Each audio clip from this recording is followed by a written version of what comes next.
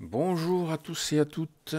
Alors nous voici pour un nouveau tuto. Je sais qu'il en existe déjà quelques-uns, mais ici je tenais à faire cette vidéo car il y a une fonction que pas beaucoup de gens connaissent et que pas beaucoup de gens non plus nous en ont fait part. On va ici créer une vis, un ensemble vis écrou, donc un boulon quoi, en tout, qui est normalement 100% compatible avec l'impression 3D.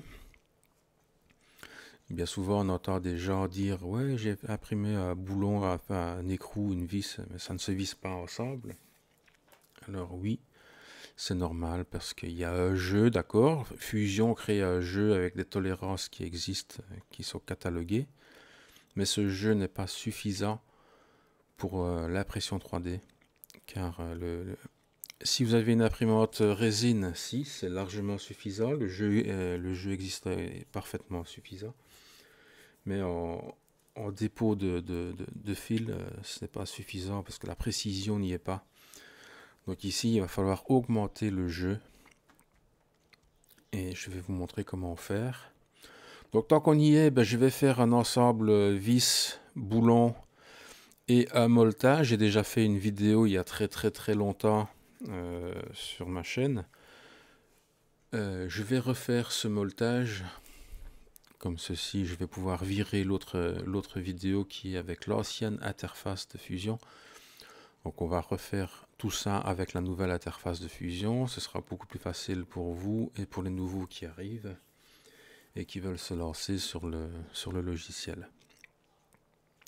Donc on y va, on va créer cette pièce ici. Bon, moi j'ai l'habitude de faire des pièces qui sont gigantesques. Et c'est pour l'exemple en fait, hein, c'est pour... Donc on va créer un sketch, une esquisse sur le plan ici au sol. Je vais dessiner un écrou, oui, un cercle de 50 mm. D'accord. Et je viens créer un polygone circonscrit de 50 mm également. Voilà. Je viens contraindre cette ligne à être horizontale. Comme ceci, mon sketch est devenu tout noir. C'est parfait. Finish sketch. Ici, je vais faire la touche E pour extrude. Je viens sélectionner mon cercle qui est ici et on va créer la tige qui va servir de la tige filetée de la vis. On se met en symétrie, longueur totale, et moi je veux une distance de par exemple 120 mm. Voilà. On fait vraiment un très gros boulon. D'accord. Ici je viens créer un sketch sur cette partie-là, un cercle qui va être de 100 mm. Ce cercle, je vais l'extruder avec la touche E du clavier. Et je viens tirer comme ceci de 40 mm. Voilà. Ok. Je viens maintenant faire un chanfrein des deux parties ici de 5 mm. Ok.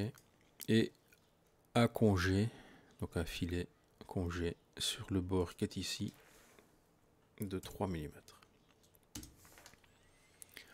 Voilà. Donc ici maintenant je vais créer mon filetage.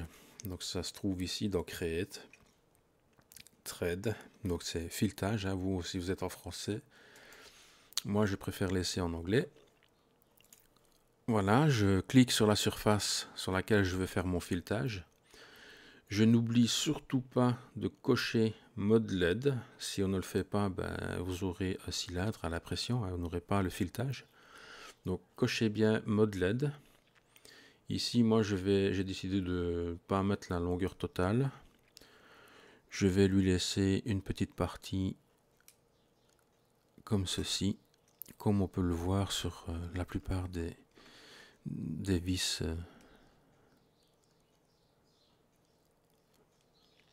Voilà, je vais descendre jusqu'à 105 et là je fais OK.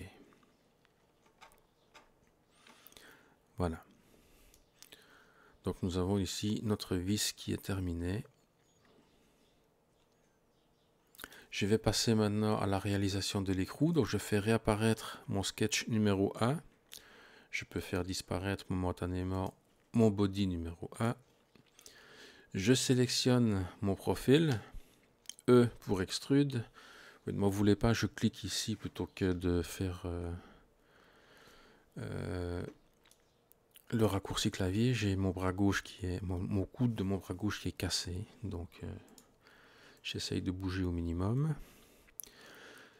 Une longueur totale de 40 mm également. Voilà. Et je fais OK. Je peux cacher le sketch numéro 1. On va créer maintenant un sketch, une esquisse sur cette face qui est ici. D'accord? On crée l'esquisse. Je viens sur ce plan créer un cercle qui va venir coller le bord de ma pièce. Donc jusqu'à ce que je vois apparaître le triangle bleu et la contrainte de tangence. Paf, je clique et je fais Finish Sketch. E pour extrude, et je viens sélectionner mes deux profils ici, donc le cercle et ce cercle-là. Je viens tirer vers le bas. On va se mettre assez bas. Et on va utiliser la poignée qui est ici pour donner un angle, comme ceci. Et on va tirer jusqu'à obtenir 65 degrés. 60 ou 65 degrés. C'est généralement l'angle qu'on donne sur les plans techniques. Donc ici, je vais mettre 65 degrés. Voilà. Et à la place de me mettre en cut, je vais me mettre en intersect afin de conserver notre écrou, mais sans la partie ici que j'ai voulu couper. Voilà. Donc on se retrouve ici avec un écrou avec un chanfrein, comme on peut le voir sur la plupart de tous les écrous du marché. Et on va faire exactement la même chose en dessous. Donc on va utiliser le miroir pour le faire. On va faire quoi? La fonction qu'on vient de faire, donc l'extrusion, on la sélectionne. Le mirror plane, donc le plan miroir qui va servir, c'est le plan central, ici. Voilà pourquoi il est toujours important de faire des pièces qui sont symétriques. Ainsi, on peut utiliser les plans existants plutôt que d'avoir à en créer d'autres. Et on fait OK. Voilà. Donc, notre écrou est parfaitement réalisé. Il ne nous reste plus qu'à faire le filetage à l'intérieur, qu'on va faire tout de suite. Create, Thread ou filetage. Pareil que tout à l'heure, on n'oublie pas de cocher Mode LED. On laisse en full length, on laisse en longueur totale, vu que c'est un écrou. Et on fait OK. Voilà. Alors ceci, c'est un filetage qui est, on va dire, plus ou moins théorique. Hein. Il y a un jeu qui existe, forcément, oui. Si je me mets en vue de front, que j'utilise le section analysis et que je viens sélectionner le plan central, ok. On voit effectivement qu'il y a un jeu qui a été donné par la classe utilisée dans la palette de filetage. Mais ce jeu, comme je vous le disais tout à l'heure, n'est pas suffisant pour l'impression 3D en dépôt de fil. Donc en fil fondu, c'est pas suffisant. La précision n'y est pas en fait. Donc ici, ce qu'on va faire, on va cacher le body numéro 1 déjà. On va venir sélectionner, d'abord on va appuyer ici sur Object Offset Face, ou la touche Q de votre clavier. Voilà. Et on vient sélectionner toutes les faces à l'intérieur, comme ceci. afin de tout sélectionner l'intérieur. Et ici, je vais mettre moins 0,15. Voilà. Je vais faire exactement pareil sur la tige filetée. Donc ici, je vais me mettre de l'autre côté. Je pourrais garder la section analysis. Voilà. La touche Q de votre clavier. On vient sélectionner toutes les faces du filetage, comme ceci. Et là aussi, moins 0,15. Voilà.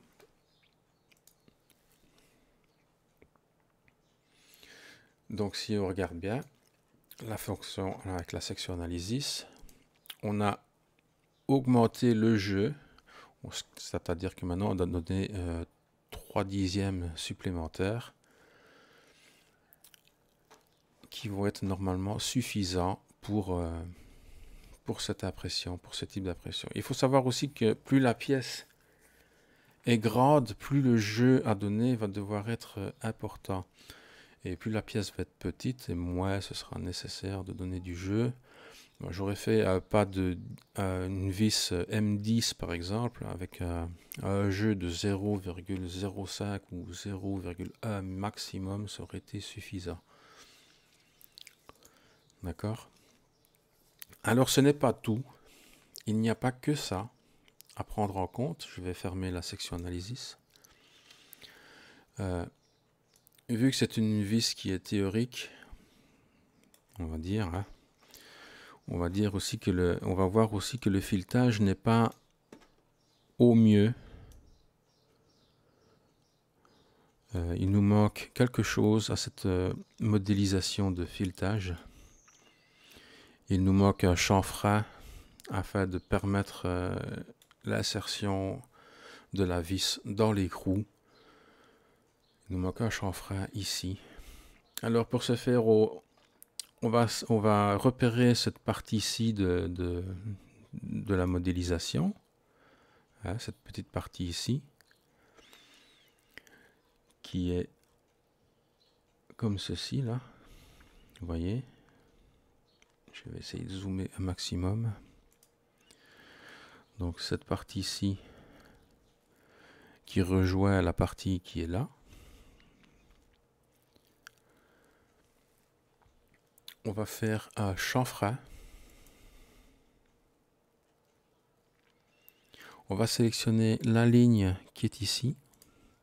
Donc vous verrez qu'elle n'est pas très longue, hein, elle est très très courte. Et on va lui donner un chanfrein de 5 mm. Voilà. Vous voyez la différence maintenant. Le pas de vis a un beau chanfrein et un bel engagement du filetage, comme il le serait dans la réalité. Ok. Donc là maintenant, la vis pourrait s'insérer facilement dans un écrou, dans n'importe quel écrou du même diamètre. Alors maintenant, on va faire ça, la même chose sur notre écrou. Donc on va repérer où se trouve la partie qui nous intéresse. Voilà, je pense que c'est cette ligne ici. Je pense. Au pire, on va regarder et la chercher. Donc on va faire un chanfrein 5 mm. Voilà, le chanfrein c'est fait. Et on a un bel engagement de vis ici aussi qui se fait dans le filetage. Alors on va le faire, on le fait pas seulement en haut, on va le faire en bas aussi. Normalement il est juste au même endroit de l'autre côté. On fait CTRL et on vient sélectionner le petit bout de ligne qui va bien. On relâche et en effet on voit que le filetage a un très bel engagement également. Donc voilà, ici on fait OK. Notre vis pourrait être déjà imprimée telle qu'elle. et devrait normalement parfaitement être opérationnel. Alors ici on va faire la partie du moltage. Je viens créer ici, je viens sélectionner ma face qui est ici, je viens dans Create, Coil ou Spire si vous êtes en français. Je viens me mettre au milieu et je viens tirer pour avoir un diamètre de 100 mm. Ok, pourquoi 100 mm? C'est le diamètre de mon bouton qui est là. Alors, on va lui donner une révolution de 0,25, donc un quart de tour, sur une distance de, on va dire, allez, maximum vers le haut, plutôt que vers le bas, merci. Voilà, on vient dépasser volontairement comme ceci. À savoir que plus on monte, forcément, plus le trait sera vertical. Donc ici, je vais descendre, je vais mettre 60 mm ou 70, 80, 70. Voilà. Et je vais donner une section de 5 mm également. Voilà, 5 mm. On vient mordiller en partie dans la partie chanfrein, c'est parfait, c'est génial. Ça va être une belle esthétique. Voilà. Donc 5 mm. Je me mets en triangulaire au centre. Hein, on a le choix ici à l'intérieur, au centre ou à l'extérieur. On se met bien au centre. Le triangulaire, ben, c'est à l'intérieur, pas vers l'extérieur. Donc intérieur. Et voilà. On est en 4. Ok. Voilà ce que ça donne. C'est plutôt pas mal. Alors on va faire la même chose, mais à l'inverse. Donc on va lui faire une symétrie miroir. Donc un miroir. De quoi? De la fonction qu'on vient de faire. C'est-à-dire le coil, l'aspire. Le mirror plane, le plan de miroir, ça va être celui-là. D'accord? Afin que ce soit répété de l'autre côté. Ok. Et maintenant, nous allons utiliser le circular pattern, donc le réseau circulaire. De quoi? De la fonction aussi. Cette fois-ci, du coil, donc de l'aspire et du miroir. L'axe, on sélectionne, peu importe un cercle qui est visible. On va demander 20 ou 25. Ça, c'est vous qui voyez. Et vous faites OK. On va laisser le temps à Fusion de faire ces petits calculs sans rien toucher, sinon ça va faire planter. Donc vous laissez travailler. Et quand il aura fini, vous voyez ici en bas, voilà qui est fait. On a un beau moltage qui est parfaitement réalisé comme il le serait si on l'avait fait autour.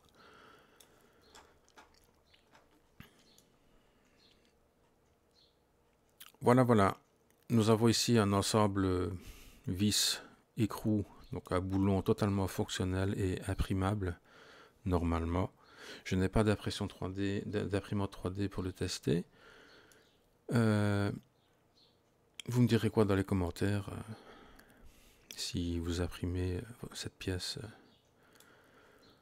Voilà. Donc j'espère que vous aurez appris une nouvelle façon de faire ici à chanfrein.